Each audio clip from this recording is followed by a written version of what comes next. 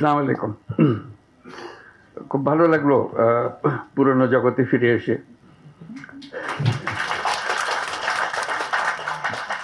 পুরনো লোকজনকে দেখে আরো ভালো লাগলো। অনেক পুরনো কথা মনে পড়লো। এমআরের জন্ম কাহিনী মনে পড়লো, কোথা থেকে আসলো, কিভাবে আসলো, এবং সময়টাও খুব অ্যাপ্রোপ্রিয়েট, উপযুক্ত সময়, যে সময় আমরা এখানে আজকে একত্র হয়েছি। কারণ অতীতে যেসব কথা বলছিলাম একদম শুরুর দিকে, অনেকটা ঠাট্টা মস্কারি মতো করেই বলছিলাম, কিন্তু সিরিয়াসলি তার পেছনে মিন করছিলাম। আমরা যখন গ্রামীণ ব্যাংক করলাম, আপত্তি উঠলো এটাকে ব্যাংক বলা যাবে কিনা, গরিব মানুষের টাকা দেওয়া এটাকে ব্যাংক হলো নাকি, একটা ব্যাংকের অপমান করছেন আপনি, এটা একটা বড় ইস্যু হয়ে গেল। তা আমি বারে বারে জিজ্ঞেস করলাম, ব্যাংক বলতে আপনারা বুঝেনটা কি, সেটা আমাকে বলেন। ওটা আর বলেন। তা বললাম যে এটাই হলো, আমরা যেটা করছি এটাই হলো প্রকৃত ব্যাংক। আপনারা যেটা করছেন এটা নিছক লোক দেখানো ব্যাংক। তো এটার ব্যাখ্যা চাইলো সবাই, এখানেও আমি বলছি যে এটাই আমাদেরটাই প্রকৃত ব্যাংক, তোমাদেরটা লোক দেখানো ব্যাংক, যেটাকে তোমরা ব্যাংক বলছো। তা আমি ব্যাখ্যা দিলাম, বললাম যে ব্যাংক শব্দটার উৎপত্তি হয়েছে একটা শব্দ থেকে, যেটা হলো অর্থ হলো ট্রাস্ট, ডিপেন্ড করা। তোমরা সেটা বানিয়েছ ডিস্ট্রাস্টের ভিত্তিতে, অবিশ্বাসের ভিত্তিতে।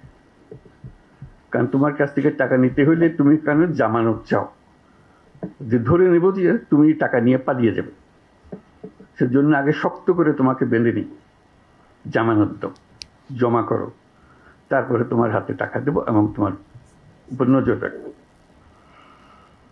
কাজে তোমার যে শুরু, যে শব্দ থেকে ব্যাংকিং সিস্টেমের অভ্যুত্থান হলো, সেটার থেকে তুমি বিচ্যুত হয়ে গেছো। আমাদেরটা হলো আসল ব্যাংক, যেটা মানুষের বিশ্বাসের উপর ভিত্তি করে আছে, কারণ এখানে কোনো জামানত নাই। এটা জামানতবিহীন ব্যাংক। আমরা মানুষকে টাকা দিই বিশ্বাসের ভিত্তিতে, তার মাঝখানে আর কিছু নাই। তো বলে যে না, এটাকে হয় নাকি এরকম বিশ্বাসের ভিত্তিতে আপনি অল্প অল্প টাকা দিতে পারবেন, বড় বড় টাকা দিতে পারবেন? আমি যে পারবো, কোনো অসুবিধা হচ্ছে না তোমাদের। যেটা একদম প্রথম দিকের কথা। এরপরে তো অনেক কিছু হয়ে গেল। বড় টাকা, কত বড় টাকা চান, সেখানেও কোনো জামানত, কোনো বিষয় নেই। এত যে পরিসংখ্যান দেখছেন, এগুলো সব জামানতবিহীন ঋণ। এটা মজার কথা হলো, ঠিক এমন সময় আমরা আলাপ করছি ভাগ্যের পরিহাস। যেমন জামানতওয়ালা ব্যাংক, যারা প্রকৃত ব্যাংক বিচার করতো, বলতো, তারা আজকে হাওয়া, তারা কেউ নেই, তারা টাকা নিয়ে লোপাট, ব্যাংক শেষ। আর মাইক্রো ক্রেডিট পরিসংখ্যান আপনারা দেখতেছেন, পয়সা কেউ মারে নাই, কেউ পালিয়ে যায় নাই, সেগুলো প্রতিটি পয়সা আছে, তাদের জমা টাকা আছে, তাদের নিজেদের কাজ চলছে এবং নিজেদের টাকায় নিজেরা চলছে। ব্যাংক কাকে বলবেন এখন?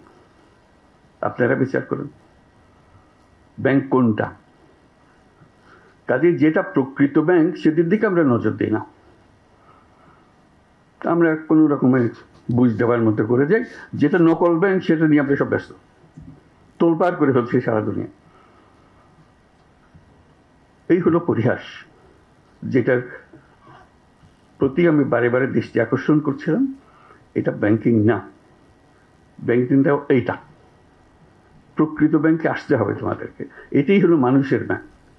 মানুষ যেখানে আসতে পারে, তার নিজের পরিচয়, তার টাকার পরিচয় না, সে আসে তার নিজের পরিচয়। সে নিঃস্ব একটা ব্যক্তি, সে বলছে আমি মুরগি পালতে পারবো, আমাকে কিছু টাকা দেন, আমি মুরগি পালবো।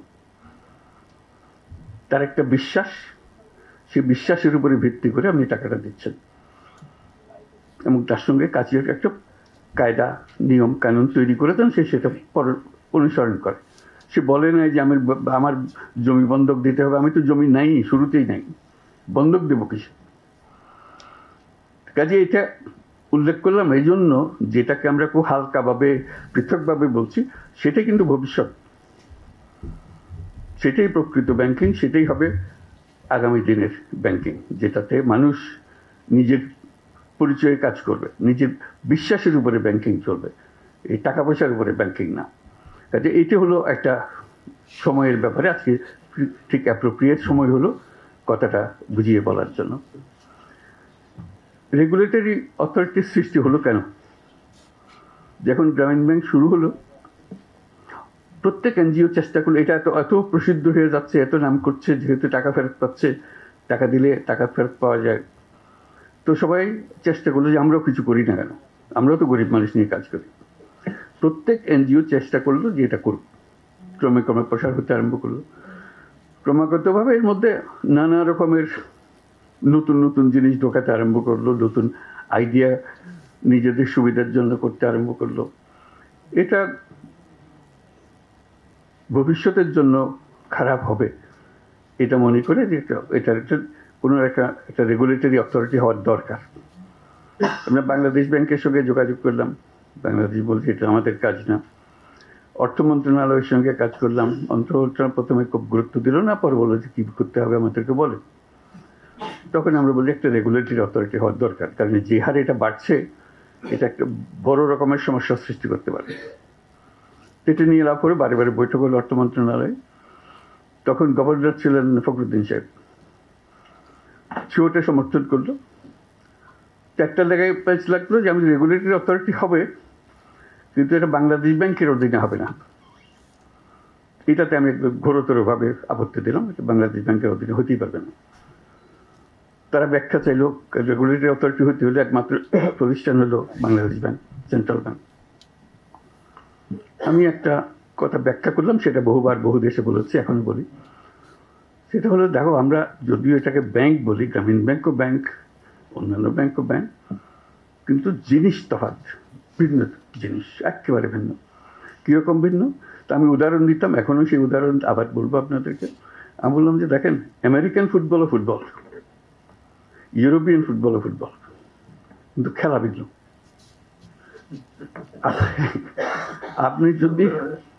আপনি যদি ইউরোপিয়ান ফুটবলের রেফারিকে নিয়ে আমেরিকান ফুটবল চালাতে চান, ইট উইল বি ডিজাস্টার, পাগল হয়ে যাবে সবাই।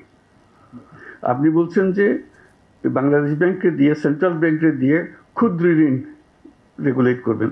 বাংলাদেশ ব্যাংক তো ক্ষুদ্র ঋণ জানেই না, সে তো ইউরোপিয়ান ফুটবলের রেফারি, তাকে রেগুলেটরি অথরিটির দায়িত্ব দেওয়া ঠিক হবে না।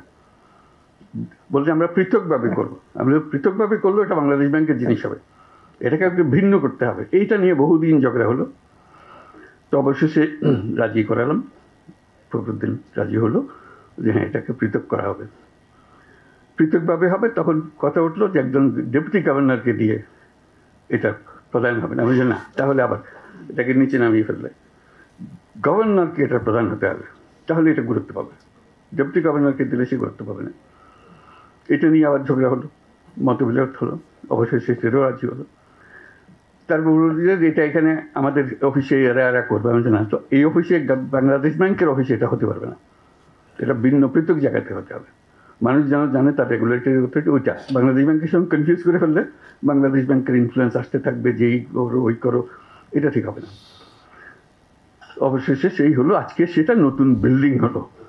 এটি হলো আমার শেষ বক্তব্য, যে আমি খুব খুশি হলাম যে এটা পৃথকভাবে হয়েছে, খুব সুন্দরভাবে হয়েছে। যারা পৃথকভাবে করেছে তারা বাংলাদেশ ব্যাংকের অনেক লোক ছিল, কিন্তু তারা জিনিসটা বোঝার চেষ্টা করেছে এবং সেই যে বোঝার প্রতি সম্মান করে তারা সেই নিয়মকানুনগুলো করেছে। তারা যদি বাংলাদেশ ব্যাংকের অন্যান্য ব্যাংকের যে রেগুলেটরি নিয়মকানুন এগুলো এটার উপরে যদি স্থাপন করতো, তাহলে মাইক্রো ক্রেডিট সেদিনই শেষ হয়ে যেত, ওরা আর খুঁজে পাওয়া যেত না। তারা যেহেতু এটাকে সম্মান করেছে, বোঝার চেষ্টা করেছে, সেটার নিয়ম ধরে ধরে তারা অগ্রসর হয়েছে, তার জন্য আজকে এতদূর অগ্রসর হতে পেরেছে। আমি তাদেরকে বাহবা দিচ্ছি, ধন্যবাদ দিচ্ছি। বাংলাদেশ ব্যাংকের যারা এখানে এসে কাজ করেছেন এবং এই মাইক্রো ক্রেডিট রেগুলেটরি অথরিটি এতদূর নিয়ে এসছে, তাদের সবাইকে অভিনন্দন জানাচ্ছি যে এই কাজটা এত দূরে নিয়ে আসে। আরেকটা ফল হলো, এই সমস্যা শুধু বাংলাদেশের না, যে দেশেই মাইক্রো ক্রেডিট হয় সে দেশেই প্রবলেম হয় রেগুলেশন। কারণ এটা সেন্ট্রাল ব্যাংকের কোনো ব্যাংকিং নিয়মের মধ্যে পড়ে না, এক্সিস্টিং ব্যাংকিং নিয়ম। তো আমি বারে বারে বলে আসছি তোমাদের এত কথা চিন্তা করার কারণে বাংলাদেশ অলরেডি এর সমাধান দিয়ে দিয়েছে। Micro credit regulatory authority, just follow them, তাদের নিয়ম কানুন নিয়ে আসো, তোমরা সেভাবে করো। বহু দেশ সেটা অনুসরণ করেছে। তারা যেহেতু দেখছে যে এটা বড় হচ্ছে, এটাকে সামাল দিতে হবে। কাজে এটা মাইক্রো ক্রেডিট রেগুলেটরি অথরিটি শুধু যে বাংলাদেশের জন্য কাজ করেছে তা না, এটা আন্তর্জাতিকভাবে অনেক দেশের সহায়ক হয়েছে, সাহায্য করেছে যে জিনিসটা করে দেওয়ার জন্য। তো সেটার জন্য আমি অভিনন্দন জানাচ্ছি মাইক্রো ক্রেডিট রেগুলেটরি অথরিটিকে, যেটা পৃথিবীতে একটা দৃষ্টান্ত স্থাপন করার জন্য, একটা অধ্যায় সৃষ্টি করার জন্য। মাইক্রো ক্রেডিটের যে কন্টিনিউয়াম যেভাবে এটা চলছে, তার মধ্যে মাইক্রো ক্রেডিট রেগুলেটরি অথরিটির একটা বিরাট অধ্যায়। এটা ছোটোখাটো জিনিস না। কাজে এই সম্মান, এই ঐতিহাসিক গুরুত্ব আমরা তাদেরকে দেবো, অবশ্য পৃথিবী দেবে, দেশ দেবে, যে গুরুত্বপূর্ণ ভূমিকা তারা পালন করেছে এবং সুন্দরভাবে পালন করেছে। সেই জন্য আমরা তাদেরকে ভাবা দিচ্ছি এত সুন্দর করে পালন করে। এটা সহজ জগৎ নয়, এটা নিশ্চিত করে বলতে পারি এটা সহজ জগৎ নয়, কিন্তু তারা এই এই জগৎকে অত্যন্ত সুন্দরভাবে পরিচালনা করেছে এবং করছে। ভবিষ্যতে আশা করি আরও সুন্দরভাবে এটাকে পরিচালনা করবে। অনেকগুলো বিষয় আছে, আমি মাঝে মাঝে কথাগুলো বলেছি, আজকেও আবার বলি, সুযোগ পেয়েছি, যে এখন আমরা এমন স্তরে এসেছি মাইক্রো ক্রেডিটের যেটা পরিসংখ্যান এখানে দেওয়া আছে, আর নতুন চিন্তা করতে হবে। এখানে মাইক্রো ক্রেডিট ব্যাংক স্থাপন, এটা এখন এনজিও। কাজে এনজিওর থেকে উত্তরণ হতে হবে। এনজিও পর্যায়ে রয়ে গেলে এটা ঠিক আবার ওই ব্যাংকিং মেজাজে আসবে না। মেজাজে আসতে হলে তাকে ব্যাংক হতে হবে। এই মাইক্রো ক্রেডিট ব্যাংক নামে একটা আইন করতে হবে, যেটা আইনের কথা আবাসিক নীতি আমরা পাচ্ছি এখানে। এটা পরিষ্কারভাবে এটা নতুন একটা ব্যাংক হতে হবে, নতুন একটা আইনে। সেটা regulatory authority, micro credit regulatory authority হতে পারে, ভিন্ন অথরিটি হতে পারে, কিন্তু we need a separate banking law. যেখানে এখন যেটা পরিসংখ্যানে দেখছেন, তারা সদস্যদের সঞ্চয় নিতে পারে, বাইরের কারোর ডিপোজিট নিতে পারে না। এটা একটা তার সীমাবদ্ধতা। সীমাবদ্ধতার ফলে তাকে অপরের কাছে হাত পাততে হয়, দায়বদ্ধ হতে হয়। কেন হবে? সে এত সুন্দর ব্যাংকিং করে, আরেকজনের হাতে হাত পেতে কেন করবে? সে তার মধ্যে কী অভাব আছে যেটা সমবায় ব্যাংকের ছিল, এদের কাছে নেই। সমবায় ব্যাংকে আপনারা ব্যাংক বলছেন, মাইক্রো ক্রেডিট ব্যাংকে আপনারা ব্যাংক বলবেন না, তাকে সেই অধিকার দেবেন না। কি পাস করতে হবে তাকে এটা করার জন্য? সে সব কিছু পাস করে এসছে। কাজে আমার মনে হয় এটা সময় এসছে যে এটা মাইক্রো ক্রেডিট ব্যাংক আইনে করা। এরকম একটা প্রস্তাব একটি দেশকে দিতে গিয়ে বিপদেও পড়ছি আমি। সে খুব বিপদের কথা বলি। তারা বিরাট মাইক্রো ক্রেডিট প্রোগ্রাম করেছে, সারা দেশ জুড়ে করেছে, বিশাল দেশ। ওই মাইক্রো ক্রেডিটের মধ্যে আলাদা করে রেখে দিয়েছে। তাহলে বলি এত সুন্দর কাজ করছে, এত বড় বড় কাজ করছে, তোমরা একে ব্যাংকিং লাইসেন্স দাও না কেন? কী অভাব তাতে? বলে যে না, একটা মাইক্রো ক্রেডিটের বাইরে ওরা পারবে না। আমি যদি দিয়ে দেখো তো একবার। তো সেইটার থেকে প্রস্তাব দিলাম যে অন্তত 10টা top bank micro credit organization, যেগুলো তোমরা ইতিমধ্যে লাইসেন্স দিয়েছো মাইক্রো ক্রেডিট অপারেট করার জন্য, এগুলো বিশাল আকারে করছে, তাদেরকে পরীক্ষামূলকভাবে লাইসেন্স দাও, ব্যাংকিং লাইসেন্স দাও। তো অবশেষে তারা শুনলো, এরকম 4-5টা ব্যাংকের দিল, বিশাল ব্যাংক হয়ে গেল সেগুলো। এত বড় হলো, তড়িৎ গতিতে তারা দেশ জুড়ে চলতে আরম্ভ করলো। আমি তাড়াতাড়ি বললাম যে তোমরা লাইসেন্স দিয়েছো, ভালো করেছো, কিন্তু একটা কথা খেয়াল করো নাই, আমি তো মাইক্রো ক্রেডিট ব্যাংক করতে বলেছিলাম, তোমরা তো একটা কনভেনশনাল ব্যাংক বানিয়ে হলো। লাইসেন্স ফুল ব্যাংকিং লাইসেন্স দিয়ে দিচ্ছ, এটা মাইক্রো ক্রেডিট ব্যাংকিং লাইসেন্স, যে এই কাজ ছাড়া সে অন্য কাজ করতে পারবে। এখন যেই মাত্র সে ব্যাংকিং লাইসেন্স পেয়েছে, বড় বড় ইনভেস্টররা এসে হাজির হয়ে তাদেরকে পুরো ব্যাংক বানিয়ে গেছে এবং সারা দেশ জুড়ে এটা করতেছে। তো আমি বললাম যে এটা ভুল হয়ে গেছে। তো সে কথাটা মনে করিয়ে দিচ্ছে এখানেও, আমরা যখন মাইক্রো ক্রেডিট ব্যাংকের লাইসেন্স দেবো, পরিষ্কার বলতে হবে যে এই কাজের জন্যই লাইসেন্স দেওয়া হচ্ছে, কনভেনশনাল ব্যাংকিংয়ের জন্য লাইসেন্স দেওয়া হচ্ছে না, এটা আলাদা করে ফেলা। তার সঙ্গে একটা এডিশন চাচ্ছি, এই ব্যাংক যেগুলো হবে, এগুলো হলো সামাজিক বাণিজ্যের ব্যাংক, সামাজিক ব্যবসার ব্যাংক। এটা কারো মনে হওয়ার জন্য না, এইখানে এই বৈশিষ্ট্য এনজিও হলে সেটা সমস্যা নাই, কারণ যেহেতু এনজিওকে পয়সা নিজস্ব খাতে আমদানি আয় করতে পারছে না, লাভ করতে পারছে না। যেই মাত্র ব্যাংকিং লাইসেন্স দেওয়া হবে, কেউ বলছে ঠিক আছে আমি ব্যাংকিং লাইসেন্স নিলাম, আমি এখন টাকা রোজগার করবো। সেখানে লাইসেন্সের মধ্যে, আইনের মধ্যে থাকবে এটা একটা সামাজিক ব্যবসার প্রতিষ্ঠান হবে, অর্থাৎ মালিক এর কাছ থেকে কোনো মুনাফা নিতে পারবে না। এবং মালিক সদস্যরা, মাইক্রো ক্রেডিটের একটা বৈশিষ্ট্য, সদস্যরা মালিক হয়। কাজে যেমন গ্রামীণ ব্যাংকের মালিক হয়েছে ব্যাংকের মালিক, গ্রামীণ ব্যাংকের 90% মালিকানা হলো না, গ্রামীণ ব্যাংকের যারা ঋণ গ্রহীতা তারাই হলো তাদের মালিক, এবং তারাই বোর্ডে বসে, তারাই নিয়ন্ত্রণ করে। কাজে ওই রকম একটা কিছু যে ব্যাংকিং লাইসেন্স হবে, যেখানে তারাও পার্টিসিপেট করবে, তাদের জন্য তারা মুনাফা পাবে। কিন্তু যারা ঋণ গ্রহীতা নয়, কোয়ালিফাই করে না, সেই রকম যারা ইনভেস্টার, তারা তাদের কাছ থেকে মুনাফা নিতে পারবে না। এই একটা বিশেষ অংশ তার মধ্যে থাকতে হবে। দ্বিতীয় অংশ যেটা থাকতে হবে, যেটা আমরা বারে বারে জোর করছি, এই পুরো মাইক্রো ক্রেডিট গ্রামীণ ব্যাংক সৃষ্টি হওয়ার মূলে যেটা ছিল, এটার আইডিয়া যে মানুষ মাত্রেই উদ্যোক্তা। এটি হলো অন্যান্য জিনিসের থেকে যে আমরা পৃথক করলাম। মানুষ মাত্রই উদ্যোক্তা, সে চাকরি চাইবে না, নিজে উদ্যোক্তা হবে। এই উদ্যোক্তা হওয়ার জন্য তাকে আমরা হাতে সরঞ্জাম তুলে দিচ্ছি, যে কারণে সে উদ্যোক্তা হতে পারবে।